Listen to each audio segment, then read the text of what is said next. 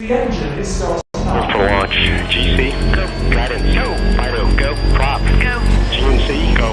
Max, go. Eagle, go. Ecom, go. Pending final steps to cabin link check. 3, 2, 1.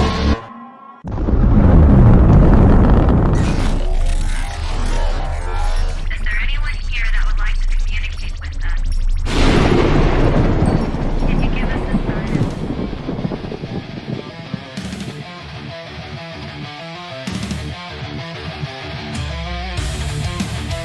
Welcome to the Riff Nation Network, the RNN, putting a slide in your glide and a dip in your hip. Welcome to the mothership, the home of the travelers of the universe. With shows throughout the week, you can find us at Instagram, Twitch, Facebook, YouTube, Spotify, and more. Everything you could want, everything you can need right here, right now. From the paranormal to the supernatural. From comedy to the spiritual.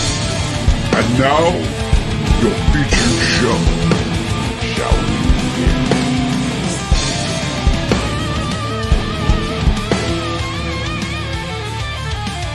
It's showtime, folks! Podcast may contain material that some listeners may find sensitive, offensive, or disturbing.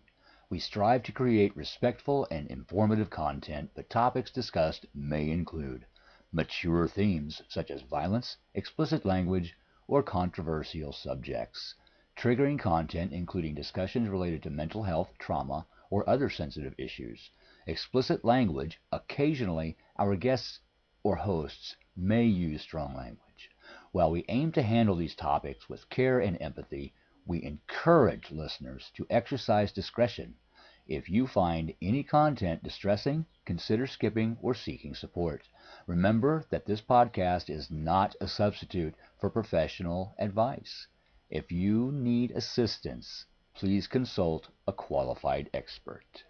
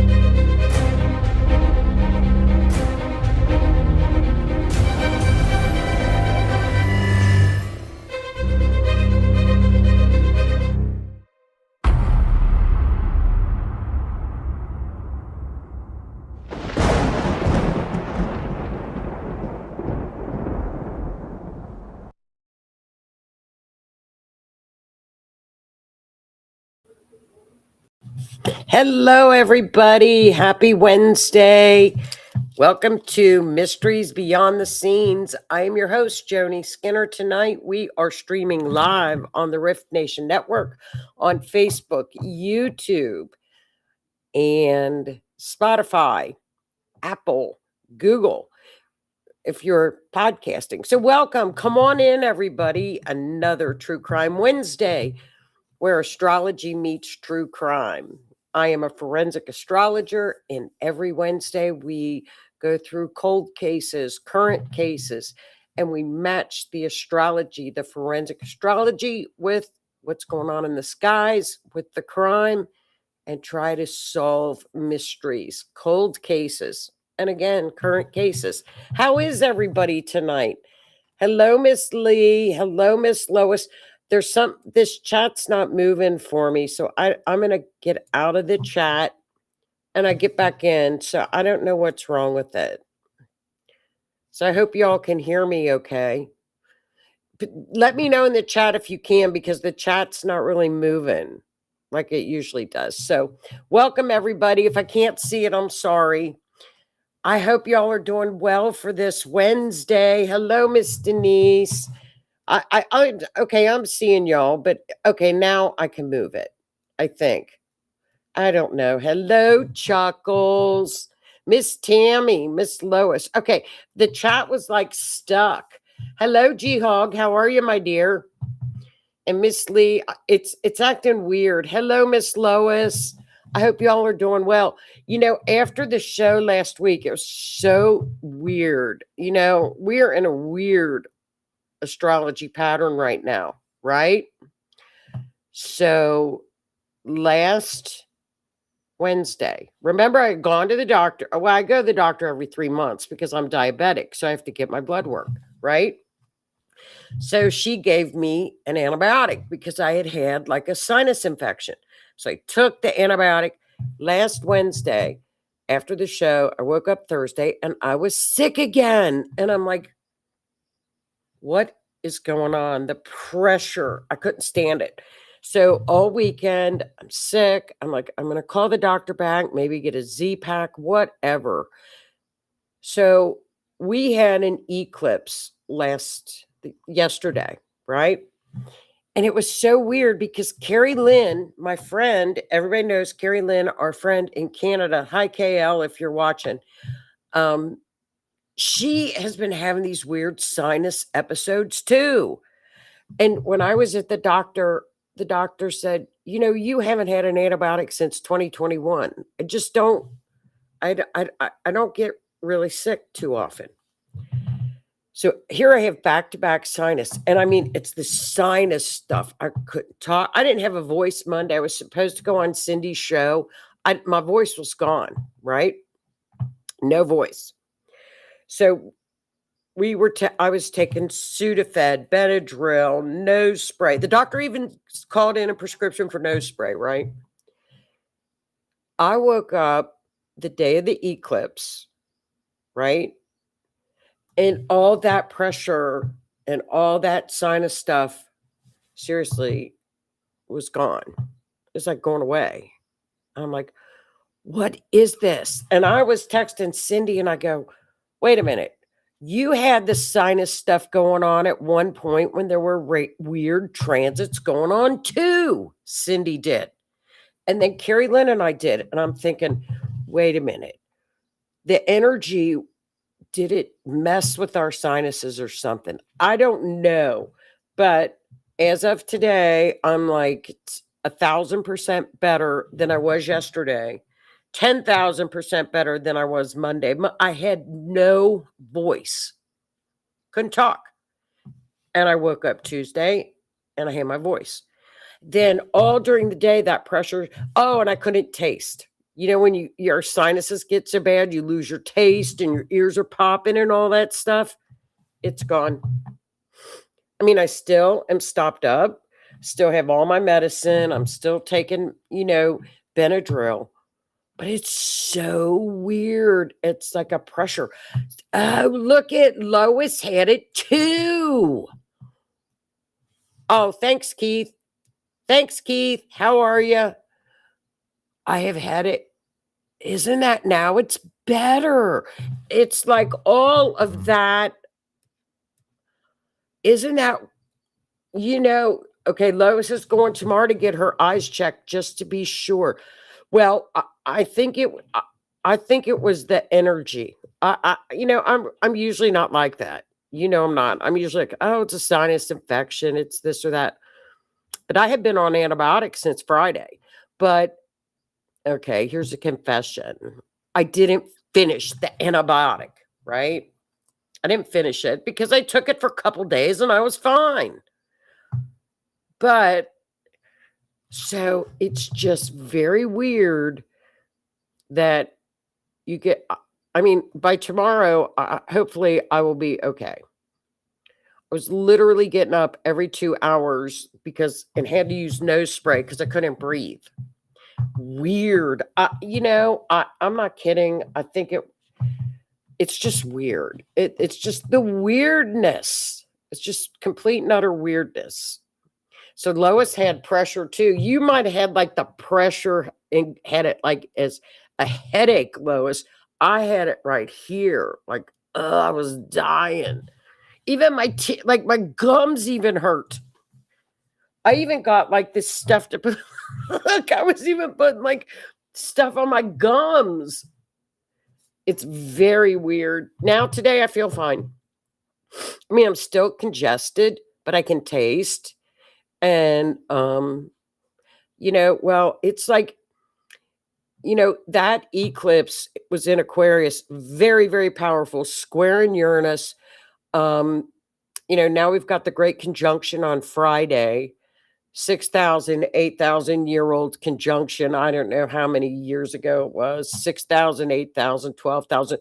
It doesn't really matter after 1,000 years how old it is. But so we're going to see the fall of we saw the fall of Venezuela during this time. We're going to see another one coming up by Friday. That's going to happen, or the weekend. We're going to see another regime fall, because the last time they were together, 1989, we saw the Berlin Wall fall, but we've never seen them at Aries 0 creator degree, which is a new world, new earth, new world. So the guy that does our maintenance at work came in. He goes, "Have you heard the latest?" Because he knows I do astrology, but he doesn't. He's like, "I'm a Virgo," and we laugh. But he came in today. He goes, "You know what the latest is? Now they're saying August 12th or something. Like the polar things are shifting," which they scientifically are. But people are supposed to go up into the sky for like 40 seconds. And you float up, and then all of a sudden you come back down, and people are going to fall. Something like you float up in the air. And I'm like, well, I guess I'm going to have to hang onto a door or something. I'm not going to go outside that day. So we were laughing about it. I go, well, what do you do? Get stuck on the ceiling or something? I don't know what happens, but so there's a lot of weird conspiracy stuff going on, but that's to be expected, especially now. Be very, very, with all this energy, all I keep saying is believe nothing of what you read, nothing of what you hear, half of what you see, because nothing is right now. Really wait until Mercury goes into retrograde at the end of the month. Like I was going to look at, I'm an Epstein rabbit hole. I've been that way for decades. So I was listening to and I told myself I wasn't going to do it till Mercury retrograde. But I listened to a podcast today, and they were talking about pictures of Epstein where he had a tattoo on his arm, right? His left arm. It was a barbed wire one. And that when they found the hospital photos, and that the tattoo was gone, right? So they're saying it's not him, he's still alive. And I've always questioned that. Ask Keith too. According to the astrology, I've always questioned his event chart. I've always questioned if he was alive, maybe. So long story short, I'm thinking, well, look at all this stuff coming out that the tattoo, he had a tattoo in pictures. He even said in a deposition he had a tattoo. And then on the autopsy thing and at the hospital, there's no tattoo. So when you pass or transition, you don't lose the tattoo. It doesn't go away. Well, I thought, wait a minute. So I asked AI about the tattoo. Well, here it's going around all over that, he had this, didn't have a tattoo. What happened is in the files, in his appointment book, there is a notation, tattoo removal, in his appointment book. Now, has that been confirmed? No. Who would you confirm it with? Girlfriend? Who's talked to his girlfriend? Nobody. I don't even think anybody knows where the girlfriend lives anymore. So that's how easy some of these rumor mills can get started, that if you don't check every single solitary thing out about these files, be very, very careful right now. Very, very careful. And Keith is going to know too. I've always talked about New Mexico over the island. That's where all the things occurred. And so they're finding that out. Now, I'm going to dive into the New Mexico files because that's where my interest has always been. Be very mindful about those files. Do not believe anything right now that you hear or see till after the Great Conjunction, after clarity, do it during Mercury retrograde, because retrograde is a great time to recheck, review, and you'll find mistakes. I like to go through old cases during that time because you'll find mistakes. You'll find mistakes in budgets or math. So just be mindful of that. Great Conjunction is Friday. They're at 0 now, so we're in it. But let's get started, because I'll sit here and talk about astrology forever, and I've got a great case for us. I have tried for 2 weeks to bring this case. This is an interesting case. Here's Keith. How are you, Sir Keith? Yes, his ranch. I don't think they've raided that ranch. Well, I heard today, and again, I'm going to check it out, because everything you hear, check it out, that the state representatives or whatever, the state DOJ of New Mexico is opening up an investigation. They need to go and really search it. They need to search that land. I think they should. They need to search it. I think it's interesting that this is coming out with the Great Conjunction, and then I'll shut up about it, because in America's chart, the Great Conjunction is hitting in the 5th house, which is the house of children. So we are seeing this great big uproar over the children. 20 years a little late, but what the heck. So we'll see. We'll see what it pans out. Hi, Miss Cindy. So let's get started. They need to get, yeah, they do, Keith. They need to get cadaver dogs out there. Big time. They need to do a lot in that area. That area needs a lot. Remember that one eclipse was out around that area too. The eclipse that we just went through hit Antarctica. Now we've got another eclipse coming March the 3rd. So we're in eclipse season. A lot of cold cases get solved during eclipse season. We also lose a lot of people too, a lot of deaths. We had Jesse Jackson passed away. And so it just happens that way. But I think you're going to be very interested in the Dolly Madison homicides. I can't say the M word, I don't think. Because of Miss Guthrie's case, I kept pushing this back. I thought, you know what, we're going to do this case because it's such an interesting case. Y'all are going to be really like it. And I'll tell you what, before we get started, there is a young man. His name is Aaron Mull, Mull, Aaron Mull, on YouTube. He lived in this area as a young man. And he went to the old Dolly Madison bakery. Now, a lot of you guys are young. You probably don't remember the old Dolly Madison bakeries. We used to call them the bread stores. They would have day-old bread where you could get a loaf of bread for like a dime back then. They had all the Dolly Madison cakes and snacks and goodies.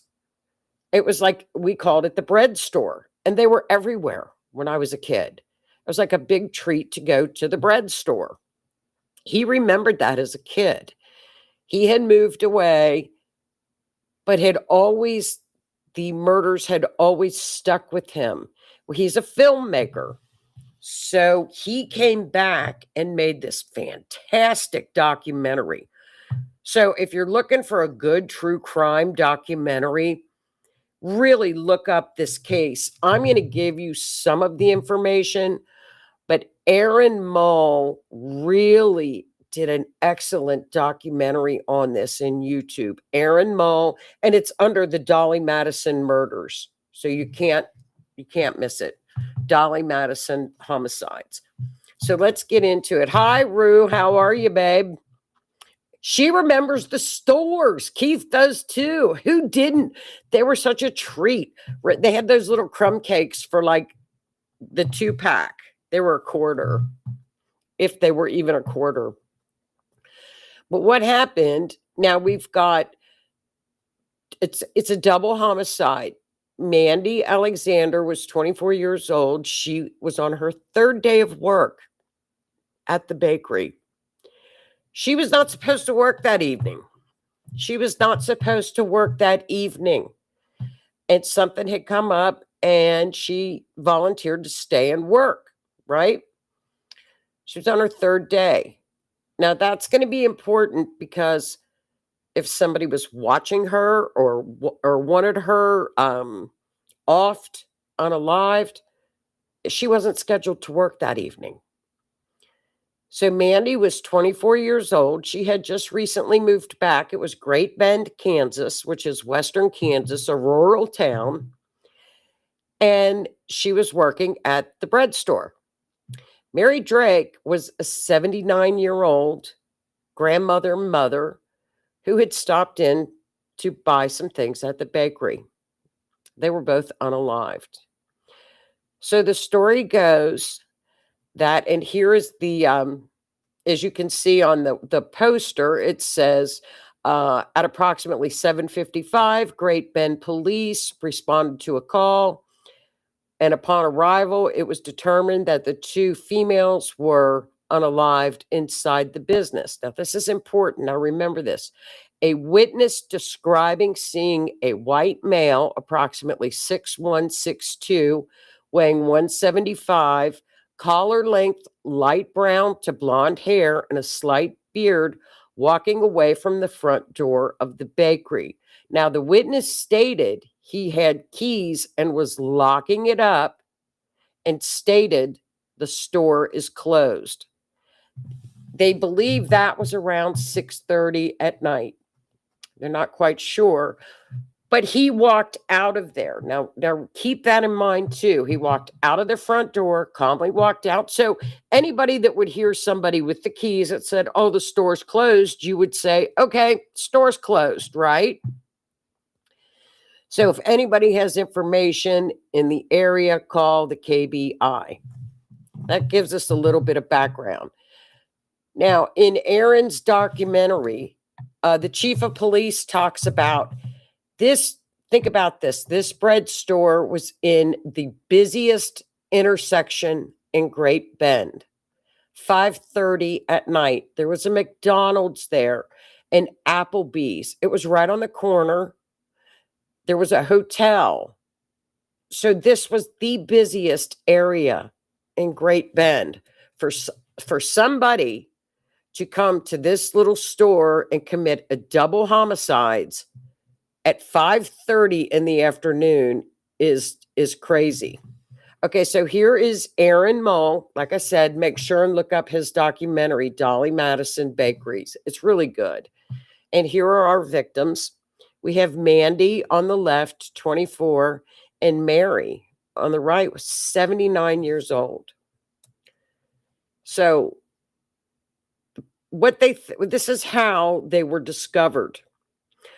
What had happened is a driver had to make a delivery that was not on his route to go pick up racks. Remember, they had those big racks at the store. So he was there to pick up racks at the store. And it was out of his way. It was not on his schedule. So he took his truck, went to the bakery, and like I said, it was around 6 or 6:30. Door was locked. So he had a key to get in through the back. So a gentleman was trying to get into the bakery, and the driver went into the rear. The other customer left. This was not the same witness that saw the man leave. The delivery man went to the back of the store, went around to the front, and discovered in the office area, underneath and around the desks, it was not in the front of the store, but in the office area in the back, the two women. So the police were called. Now, this is the composite sketch. This was the composite sketch. So somebody got a good look at the guy. So here's your composite sketch, right? Now, Mandy, of course, unsolved unaliving in Great Bend. She was born May 15th, and there is a picture of Mandy. Now, oh, I thought I had one of Mary too. Oh, wait a minute. Okay, this is Mandy's birth chart. So I did each of the victims' birth chart, right? So on Mandy's birth chart, she was born in 1978. And, you know, her sister described her as being so friendly, so sweet. And if you just take one look at her chart, right? Wait, let me find her chart. Oh, here it is. If you look at her chart, she's a rising Leo. She had her moon was in Leo, Mars, Saturn, but she was a Taurus, so she was friendly. But all that Leo, of course, she was friendly, right?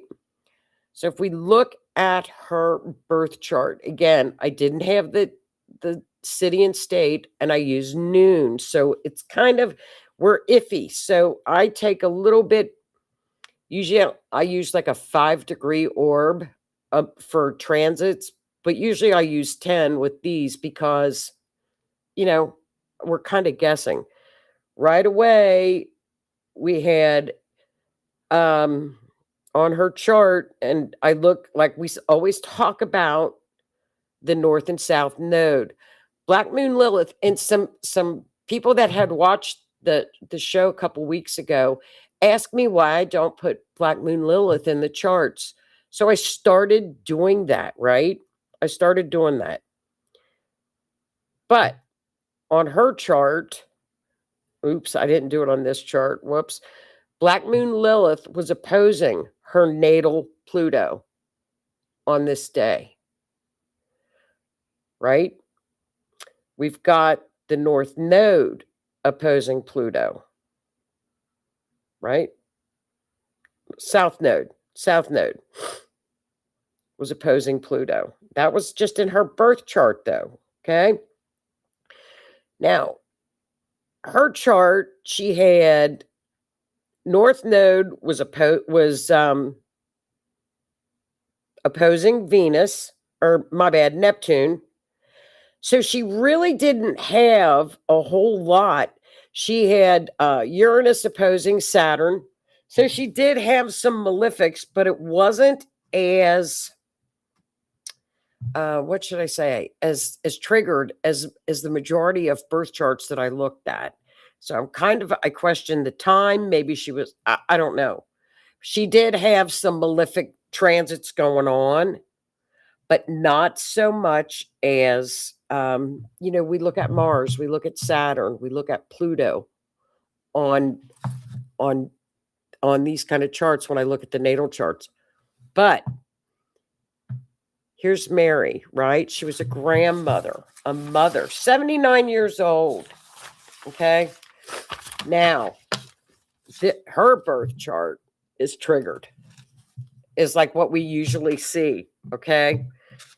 So we had Mars, and see the arrows, I pointed them and I highlighted this. Mars was squaring her ascendant.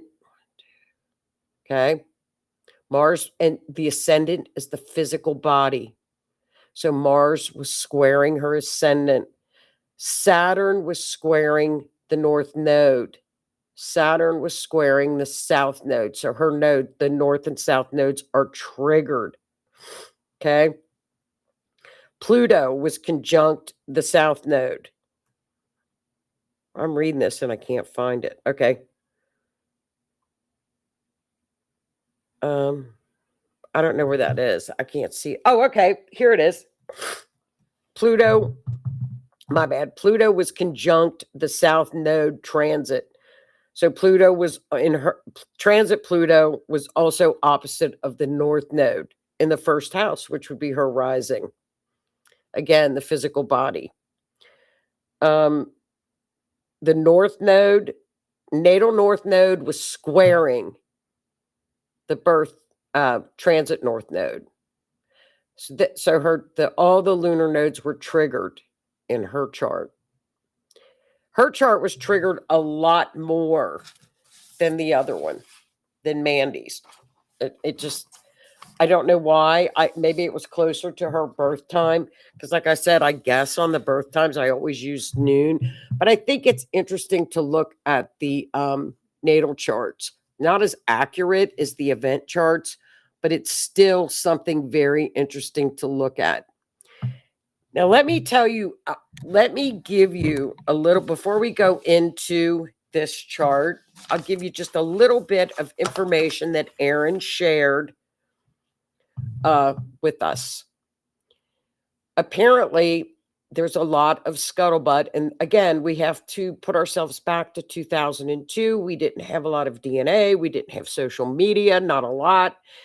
So apparently, the chief of police was at a 6-hour, he was at a conference. He was 6 hours away from the crime scene and had to drive back that evening. So there was really nobody in charge. And Mandy's stepsister and sister said that they were sitting there waiting at the crime scene and saw people going in and out with no gloves. So you're looking at a crime scene that may have been compromised. However, you know, that, who knows? We don't know. But Aaron goes over that into detail because he does a lot of interviews. It's really a great documentary for a young man. But before we go to that, I'm just going to go over, there were a lot of rumors, of course, with the small town, but there were a couple interesting people, what we would call people of interest. Okay, this crime has never been solved. What's interesting, it's at the 20-year mark, and when Aaron was working on the documentary, the state police came out and did at the 20th anniversary of the homicides, did a press conference, didn't call the family prior to the press conference, and stated that they had done a periodic check of the case, and they had found a DNA sample on one of the victims, didn't say which victim, that matched male DNA. And that was in 2022. So we haven't heard anything since then.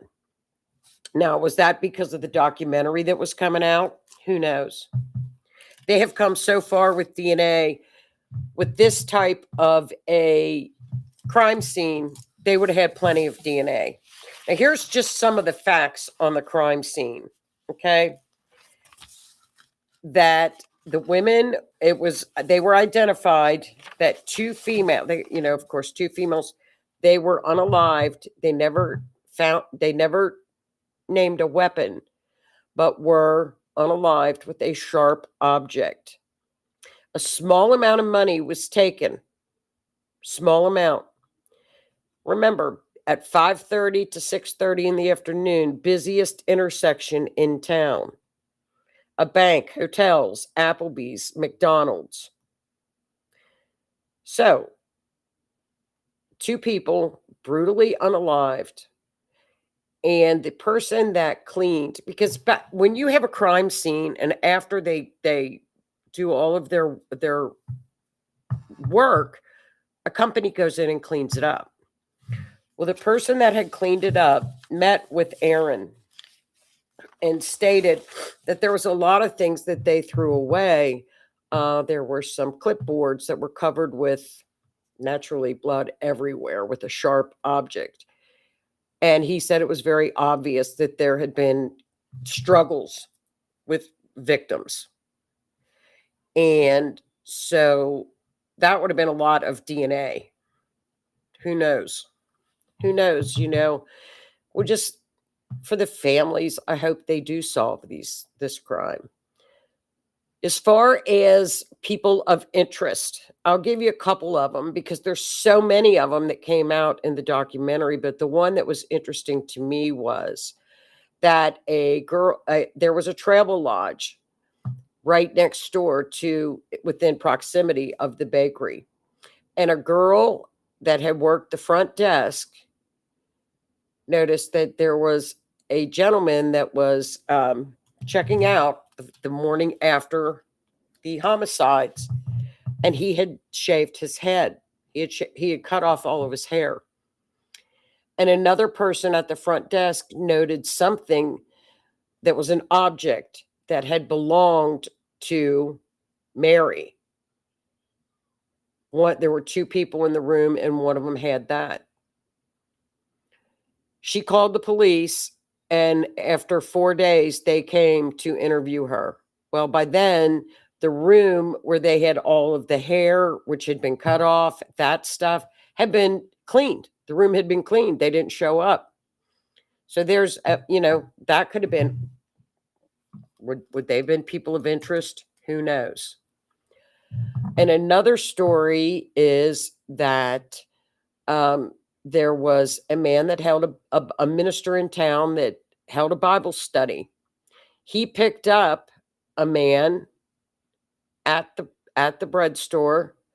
He had a duffel bag. They went to the Bible study. Following the Bible study, he took the man and dropped him off at the edge of town. And the gentleman said that, the guy kind of gave the group the creeps.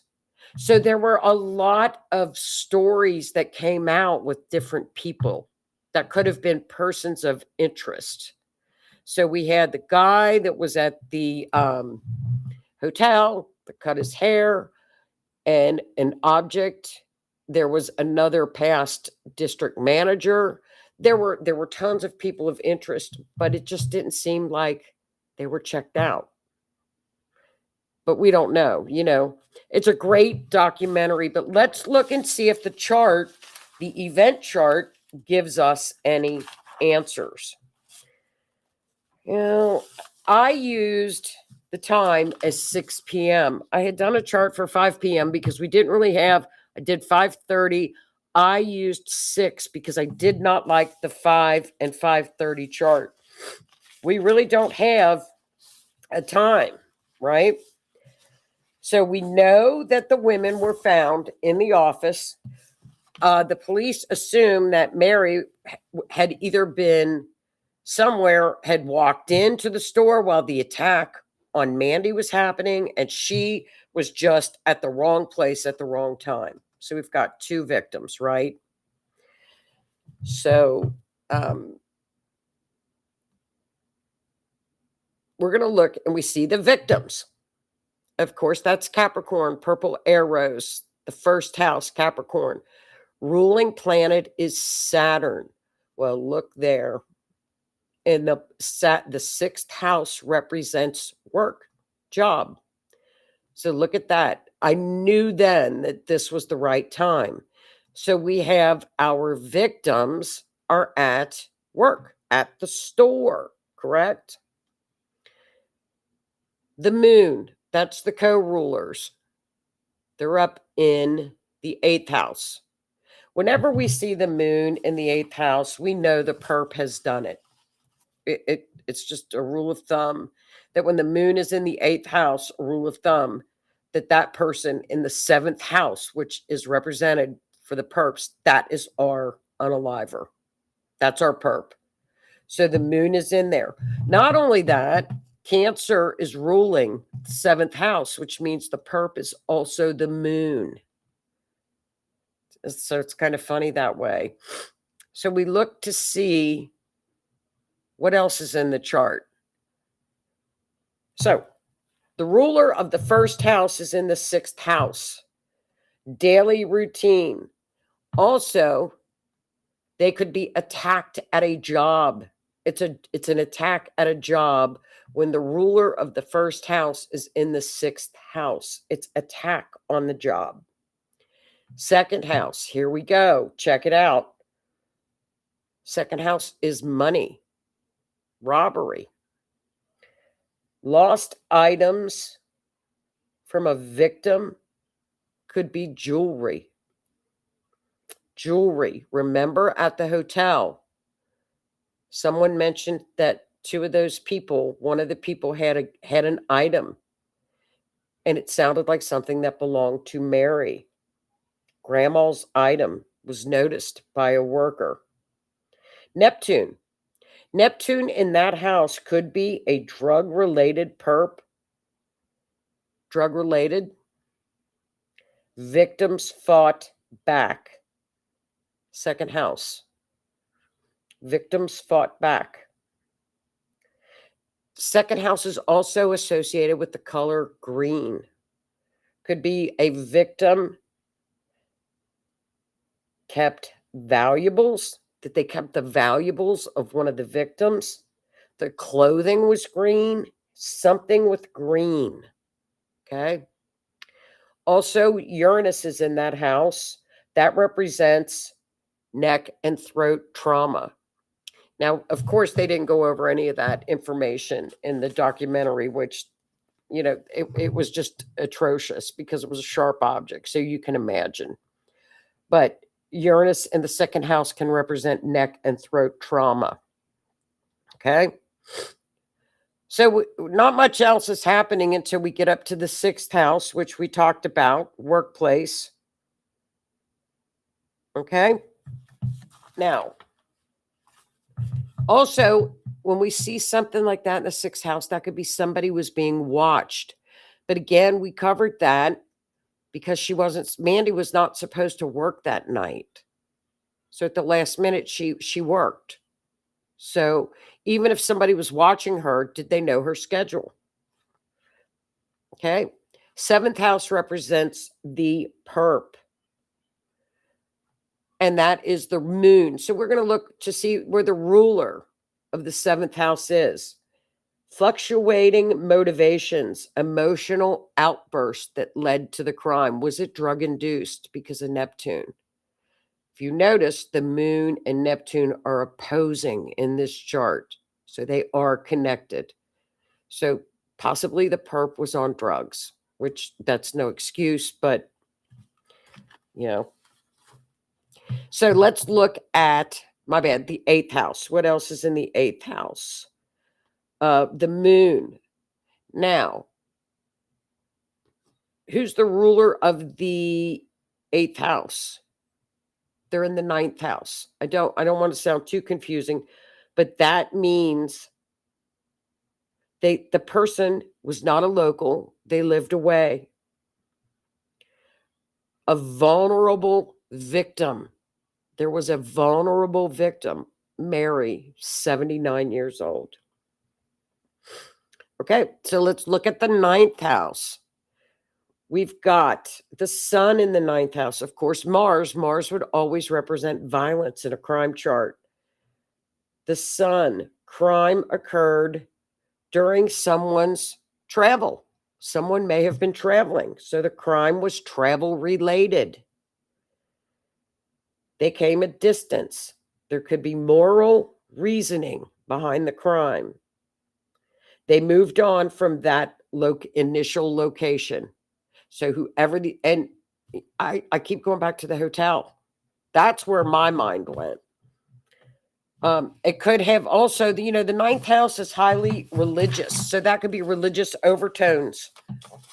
That takes us to the guy that went to the Bible study. So here we go with all these different suspects. 10th house. Now remember, the 10th house is the face of the crime, the visibility, what the public sees. Libra is ruling that house. That indicates can be duality. Remember, two people. We had two victims. Also, the ruler of Libra is Venus. That's in the 10th house. Statements were made in public. So this is a very public case. It really is. The town is still with this case. And last but not least, we got Pluto in the 12th. Now, whenever we have the 12th house is what is hidden. Whenever we have planets in the 12th house, it's going to be a while before this crime is resolved. I'm surprised it's not been resolved because we also have an active 10th house. I think it could have been resolved, and I think it still can be resolved. I think it's right in front of them if they look at fresh eyes and go back and go through it again. criminal concealment, long delays, and that's the 12th house. But because there's 10th house activity, I think if they sat down and looked at it again, I think it could be solved. I think they need to work on it more. Or, the families can call the FBI on the cold case line, and after, I think it's 3 or 4 years, I'm not sure, but it's on the FBI website. If you have a case that you feel like needs to be looked at, you can request it, and the feds have cold case, and they will look at it. I would do that for sure. Have the FBI come in and look at it, and look at all the technology that they have now. So perhaps they could do that. Isn't this an interesting story? So I don't, does anybody have any thoughts? I know I kind of talked a lot on this one because it's such a tragic case. I don't think I have any more pictures. Oh, okay. And I mapped it, but mapping it doesn't really help us a whole lot because we really don't. I think the perp left and didn't stick around. I don't think the perp was local. I mean, every indication in the chart shows that this was not a local. This was somebody that was traveling through town. And in the documentary, they have the biggest Labor Day parade in Kansas. Guess what? It had just been that weekend, the Labor Day parade. So they had a lot of people in from out of town. So immediately I was like, oh, I think it was somebody that was from out of town. So let's hope that 20 years is a long time though for this family. So I think it's just an interesting case. Like I said, go look up the documentary. It's an excellent, well-made, a lot of information that you just really can't go through in an hour. And now, before we go, I want to do an update on Nancy Guthrie case, right? So over the weekend, we had they impounded a, what was it? It was an SUV, but it was like a Range Rover. It wasn't a Range Rover. Maybe it was like a Range Rover, I think. The very top line is where they impounded the Range Rover. Very odd. They also went through somebody's house over on those lines where there were a ton, remember, over to the northwest. So I'm keeping an eye on this case. But what's funny is I thought about, we've got Mexico. Remember, we've got Mexico down there. I forget how to pronounce it, but it's an N. Noraguez. I forget. So we've got 3 arrows now that have matched, right? 3 arrows that have matched. Culver's restaurant is where now they impounded the car. They have not returned the car yet. It's been about a week.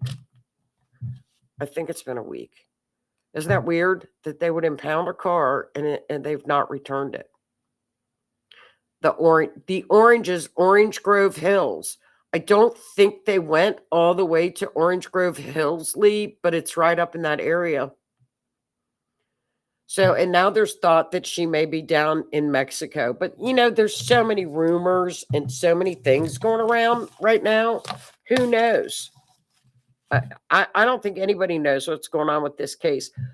That's the energy that we have going on right now. You simply cannot follow this case. And if you listen to anybody that's true crime, like people that have been in true crime for decades, they're like saying, I've never seen anything like this. Well, we've never seen energy like this up in the heavens. So why would a case be easy to follow right now? It wouldn't. I think this case will be solved after the Great Conjunction, after the other eclipse, because right now that little sheriff comes out every other day. He says something different. And I mean, it's the energy. It's the energy. It's crazy. And everybody is like pointing fingers at everybody else. And the sheriff's like trying to stop the gossip mill. Well, let me tell you something. When something is picked up on social media and the country is watching it, you can't stop the gossip mill. You can't stop social media. You don't even try, sheriff. You just go about your business and work the case and don't watch social media. You can't, you're not going to stop it, dude. You can't. It's like a tsunami coming at you. We've watched cases that explode on the internet. You know, it's like Gabby Petito, boom. This one did the same thing. You just watch. Oh, they've got so many, Lee. They've got over 400 agents on this. They've got more than enough. They've got so many. I think they've almost got too many. And Lee says some guy showed up at Nancy's asking to search. I know. Yeah, the top line, Tammy, that was the zero. And you know what's funny? What's weird about that line? It's 0 Aries. 0 Aries is the great conjunction that we're getting on Friday. That line at the very top is 0 Aries. That kind of freaked me out a little bit. That's where Culver's was. That's where the car went. So then they're like, oh, it's just another bust. They should, you know, they take the SWAT. Of course, they're going to take the SWAT mobile because they think they have a hostage situation. You don't know. Oh, they're everywhere, Lee. They've got over 400 and something. They're everywhere.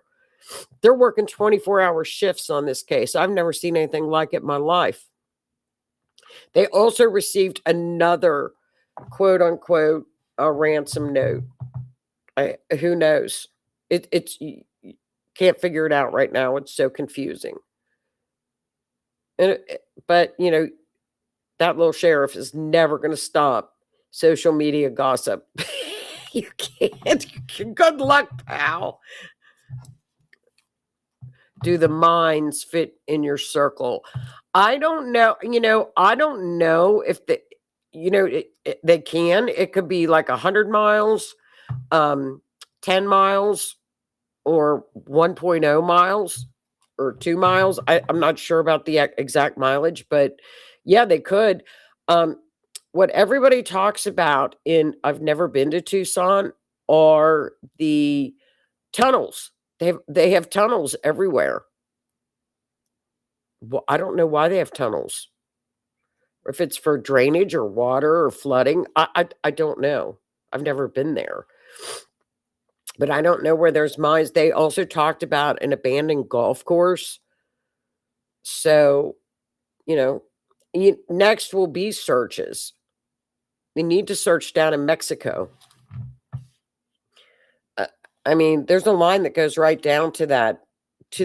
I don't think there's mines, like a coal mine. We have coal mines. We have a lot of mines in Kentucky, but I think apparently the FBI has been talking to the Mexican authorities too. You can't make heads or tails of this right now. Like everything else that's going on in this energy, it is confusing as can be. What's up is down and what's down is up. I just kind of just watch the lives and kind of just go with the flow because it's weird. Abandoned mines, gold and silver. Oh yeah. They probably had turquoise mines too. I don't know. I don't know if there's any mines on the map. I haven't looked. I just like when something happens, I look on the map and I just check to see if it's on the map. Because right now you can't make heads or tails out of anything. The energy is just really weird. Lee thinks tunnels. I agree. Yeah, could be tunnels. JLR was in a couple of the tunnels this week. There's a big homeless population there. I didn't realize that because he brought him food for the dog and gift cards. And you know what kind of is weird about Tucson, and I never thought of this because it's an elderly population. Why are there so many Ring camera? Why are there so many videos all over TikTok, all over social media of creepers coming up to people's houses? They've all got backpacks. They all seem to look the same, but they have so many like peeping Toms and creepers trying to get into homes. I've never seen nothing like it in my life. What's going on with that?